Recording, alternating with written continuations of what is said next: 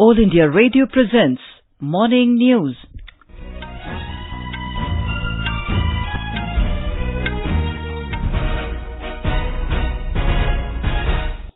Good morning, I'm Anuja Kumar. The headlines. Prime Minister Narendra Modi to address plenary session of SCO Summit at Bishkek today to hold bilateral talks with leaders of Kyrgyzstan and other Central Asian nations. Prime Minister Modi reiterates that Pakistan needs to create a terror-free atmosphere.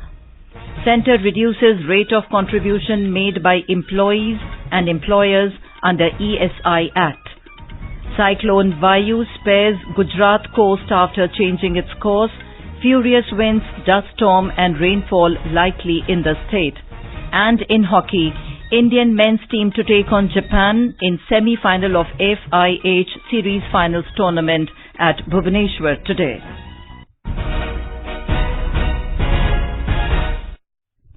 Prime Minister Narendra Modi will address the plenary session of the Shanghai Cooperation Organization SCO Summit at Bishkek in Kyrgyzstan today. Mr. Modi will present his vision for the regional cooperation and development. The two-day SCO Summit began yesterday in Bishkek. On the sidelines of the summit, the Prime Minister will hold bilateral talks with presidents of Kyrgyzstan, Kazakhstan, Mongolia, Belarus and Iran today. India and Kyrgyzstan will also sign a number of agreements after the delegation-level talks. Mr. Modi will also jointly inaugurate the India-Kyrgyz Business Forum. More from our correspondent. On the second day of SCO Summit in Bishkek, Prime Minister Narendra Modi has hectic schedule today. Mr. Modi will meet President of Kazakhstan, Kassym-Jomart, President of Belarus, Alexander Lukashenko, and President of Mongolia, Khaltmazin Batluga during the pool-aside meetings. After the signing of documents, Mr. Modi will attend official banquet hosted by President of Kyrgyzstan. Later, Prime Minister will also meet President of Iran, Dr. Hassan Rouhani. After delegation-level talks and signing and exchange of agreements, press statement will be issued. With Vikalp Shukla, Yogesh Pandya, Air News, Bishkek, Kyrgyzstan. Yesterday evening, Mr. Modi held bilateral talks with presidents of China, Russia and Afghanistan. Prime Minister's first engagement in Bishkek was the bilateral meeting with Chinese President Xi Jinping. During their meeting, Prime Minister Modi and Chinese President Xi Jinping reviewed the bilateral relations and agreed to take them to the next level. Briefing media persons after the talks, Foreign Secretary Vijay Gokhale said that Prime Minister reaffirmed his stand on Pakistan that it needs to create a terror-free atmosphere before any meaningful dialogue.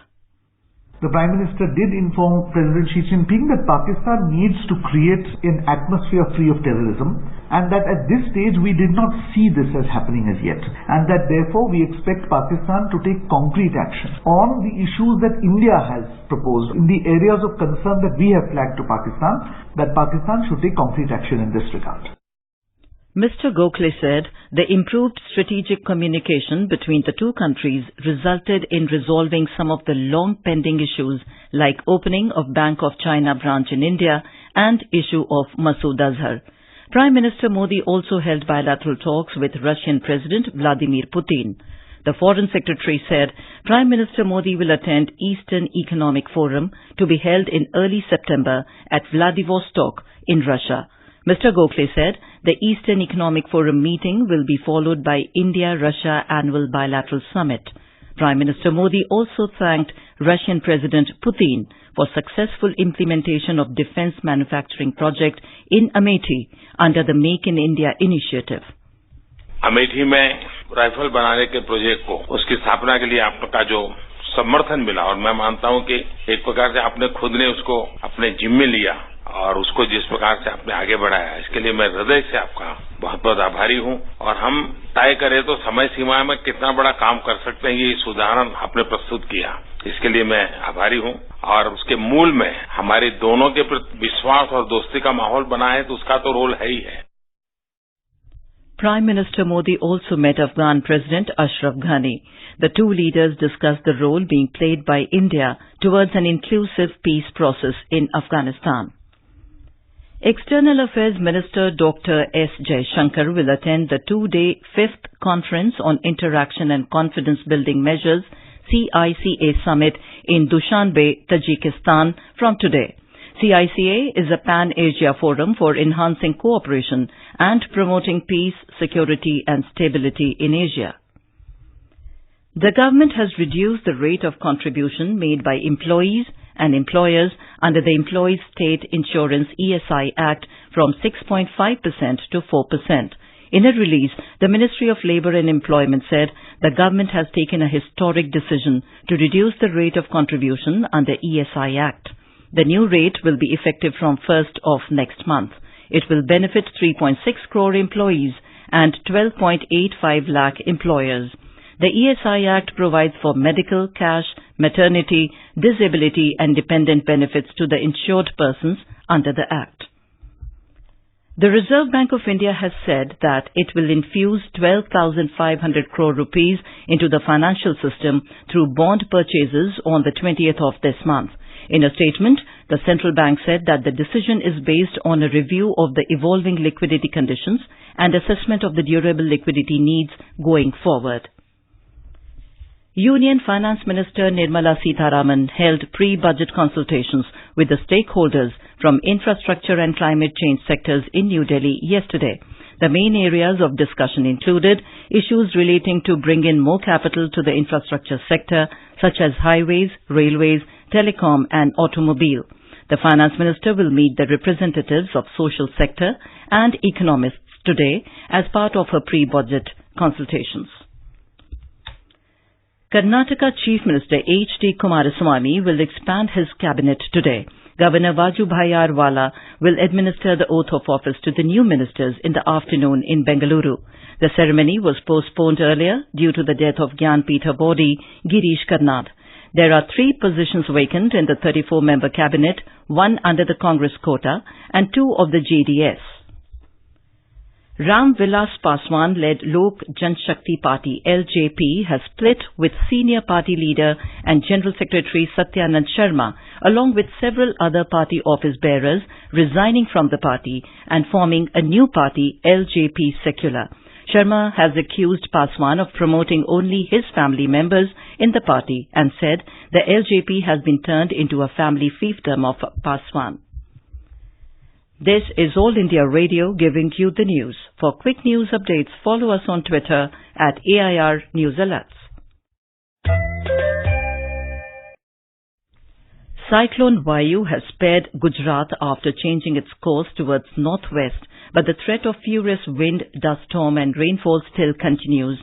Weather scientist Manorma Mohanty said in Ahmedabad that high alert on cyclonic storm will remain in force for next 12 hours, despite the storm changing its direction away from Saurashtra coast. Widespread rainfall was recorded in coastal districts of Saurashtra last night, which is expected to continue even today. A report from a correspondent. Bhavnagar, Amreli, Junagadh, Gir Somnath and Dwarka witnessed heavy rainfall yesterday. According to official figures, 12 tehsils in the state received rainfall more than 25 millimeters. Chief Minister Vijay Rupani said the administration would continue to be on high alert for next 24 hours. Power supply has been disrupted in nearly 560 villages of the state due to cyclone. State government has been able to repair 870 power feeder lines out of the total 1,000 affected due to cyclone in Saurashtra region. Keshod and Kandla airports resumed operations from yesterday midnight, while services from Diu, Porbandar and Bhavnagar airports are resuming from today morning. Aparna Khun, AIR News, Ahmedabad. Meanwhile, India Meteorological Department has said that indication of a low-pressure area developing in the Bay of Bengal is a good news for the advancement of monsoon. It said that the outer line of monsoon has reached across Kannur in Karnataka and Madurai in Tamil Nadu.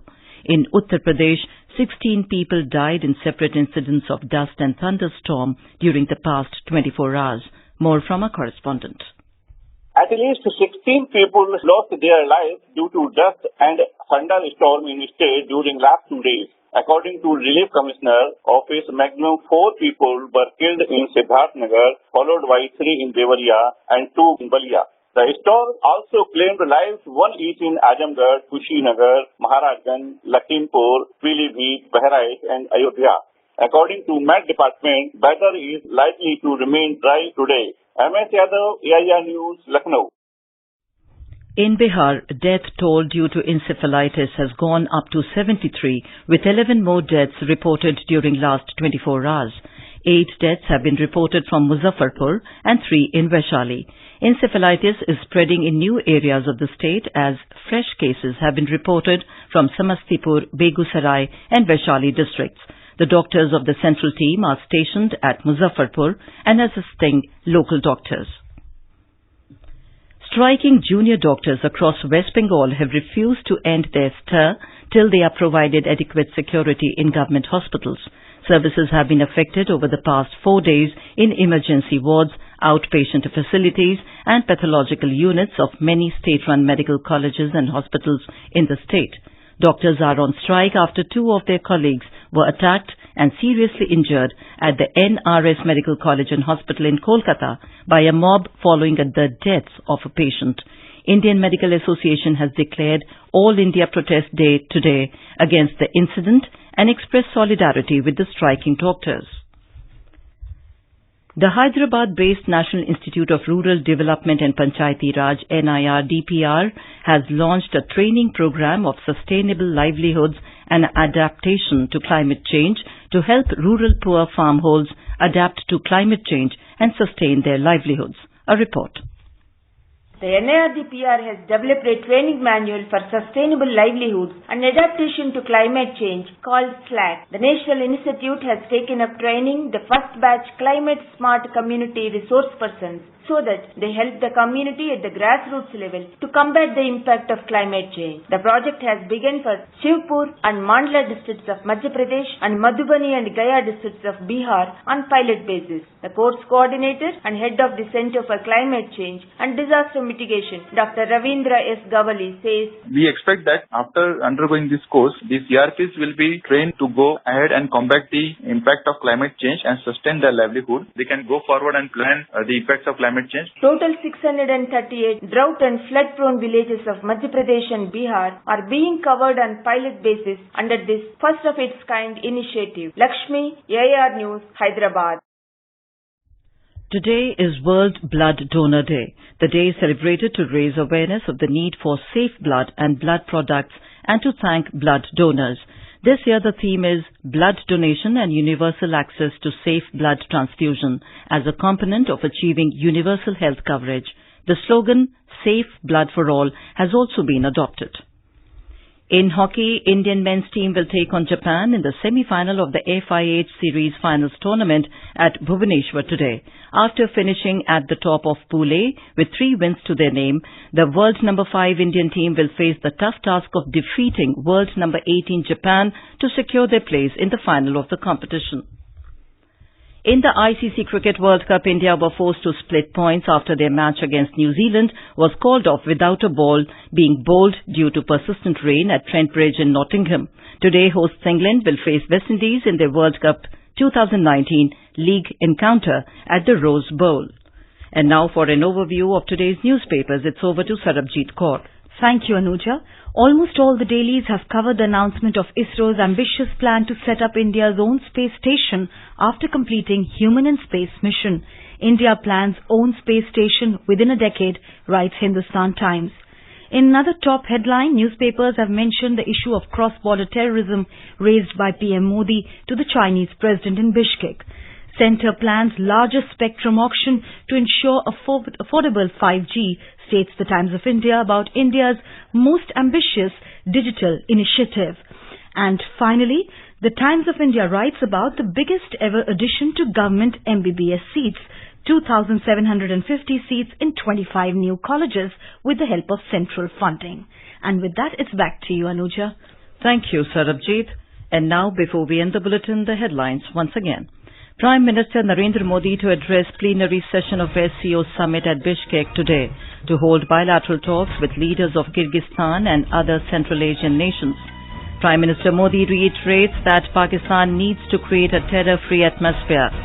Centre reduces rate of contribution made by employees and employers under ESI Act. Cyclone Vayu spares Gujarat coast after changing its course. In hockey, Indian men's team to take on Japan in semi-final of FIH Series Finals tournament at Bhubaneshwar today. And with that, we end the morning news. Have a nice day.